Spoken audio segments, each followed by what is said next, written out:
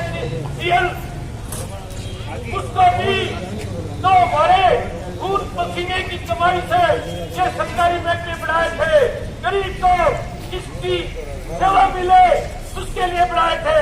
ये कोरोना की आड़ में सारे महकमों को बेचना चाहती है और 60 और 70 साल तक पट्टे में देना चाहती हो। इन बिल्डिंगों में, इस जमीन में आपके खून पसीने की कमाई लगी हुई है। लेकिन आज का ये जो ट्रेलर दिखा रहे हैं, कुछ संगठन आज भी बाहर हैं। आजादी के टाइम में भी कुछ लोग सफर करता है उसको प्राइवेट में कर रहे हैं। दूसरी तरफ तो हम हमारी कमाई को, सारी कमाई को, सारी मजदूरी को, मकान को, प्लाट को, जमीन को गिरवी रख के हमारे बच्चों को पढ़ावा। लेकिन आगे मैं बता दूं,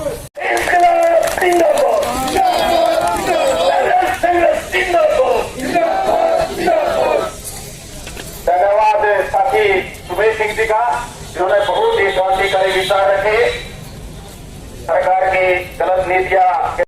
साथियों, दो ही बात है सोचने की। मान लिया अगर हमारे सरकारी गवर्नमेंट सेक्टर है, जो सरकारी डिपार्टमेंट अगर घाटे में है, इस प्रकार घाटा का नाम लेकर सरकार भेज रही है, सरकारी डिपार्टमेंट अगर घाटा में है तो ठेकेदार उसको खरीद किस तरह रहे हैं। अगर मुनाफा में तो फिर सरकार उसको बेच क्यों रही है। सबसे पहले तो मैं सीआईटीयू की हरियाणा राज्य कमेटी की ओर से अब तमाम मजदूर कर्मचारी भाइयों को देश भर की सफल हड़ताल में शामिल से जुड़े हुए मजदूर कर्मचारी सड़कों के ऊपर हैं। ये भी बात है, कुछ लोग नहीं भी आए होंगे, इससे वहम पालने की जरूरत नहीं है। अंग्रेजों के राज में सफर करता है उसको प्राइवेट में कर रहे हैं। दूसरी तरफ तो हम हमारी कमाई को, सारी कमाई को, सारी मजदूरी को, मकान को, प्लाट को, जमीन को गिरवी रख के हमारे बच्चों को पढ़ावा। लेकिन आगे मैं बता दूं,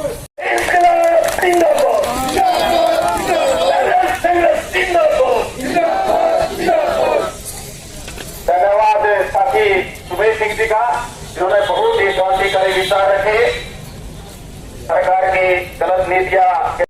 साथियों, दो ही बात है सोचने की।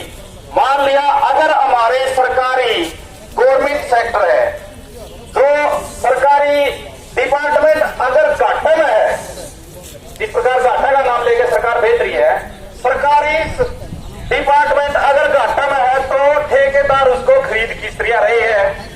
अगर मुनाफा में तो फिर सरकार उसको बेच क्यों रही है। सबसे पहले तो मैं सीआईटीयू की हरियाणा राज्य कमेटी की ओर से अब तमाम मजदूर कर्मचारी भाइयों को देश भर की सफल हड़ताल में शामिल से जुड़े हुए मजदूर कर्मचारी सड़कों के ऊपर हैं। ये भी बात है, कुछ लोग नहीं भी आए होंगे, इससे वहम पालने की जरूरत नहीं है। अंग्रेजों के राज में हमारे नाकों के सिर फोड़ते हैं। तेरी वाटर कैनन इनका कुछ नहीं बिगाड़ सकती, गलतफहमी में मत रहना। और उस वाटर कैनन का, आंसू गैस का जवाब देते हुए देश भर का किसान और कल देश भर का मजदूर दिल्ली कूच की तरफ जा रहा है, उस पूंजीपतियों के दलाल मोदी से पूछने के लिए कहता हूं। और आज न सिर्फ मजदूर बल्कि कल दोपहर से देश को अन्न पैदा करके देने वाला किसान, खेती और मजदूर, वो कल से सड़कों पर है। चंडीगढ़ दिल्ली हाईवे के ऊपर 4 बैरिकेड्स को तोड़ के दिल्ली की ओर वो लोग कूच कर रहे हैं। और हरियाणा की बेशरम सरकार वो उन पर वाटर कैनन का इस्तेमाल करती है। भूल गई कि बेवकूफ खट्टर आज के दिन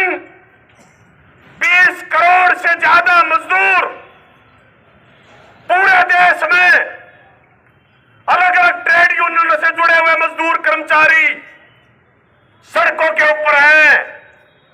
ये भी बात है, कुछ लोग नहीं भी आए होंगे, इससे बहम पाड़ने की जरूरत नहीं है। अंग्रेजों के राज में अंग्रेजों की दलाली हिंदुस्तानियों ने बहुत अच्छे तरीके से की थी, लेकिन उसके बावजूद भी भगत सिंह जैसे लोगों ने, राजगुरु सुखदेव जैसे लोगों ने, अशफाक चंद्रशेखर आजाद जैसे लोगों ने अपनी जिंदगियां कुर्बान करते हुए उस अंग्रेजी राज को, जिसके राज में छिपता नहीं था, उनका जड़ते पूरी दुनिया पे टट्टू पार कर दिया। इस राज की तो औकात ही क्या है, ये पक्का समझ लें, की जरूरत नहीं है। एक बात मैं जरूर कहना चाहूंगा, उनको पता तब लगेगा जब उनकी पत्नी पूछेगी बाजार में गया था, आलू लाया कि नहीं लाया, तो वो जवाब देगा 300 के भाभी कह करते लाऊं। उस दिन न्यू कहेगा ये मजदूर जो सड़क पे बैठे थे वो ठीक कह रहे थे, मैंने उनके साथ बैठना चाहिए था, ये जवाब उस दिन उसका होगा। आज बेशक वो रात के पाड़ा में बैठा होगा। हमें जो काम करना है, हमें घर घर जाके तमाम किसानों को, मजदूरों को ये समझाना है।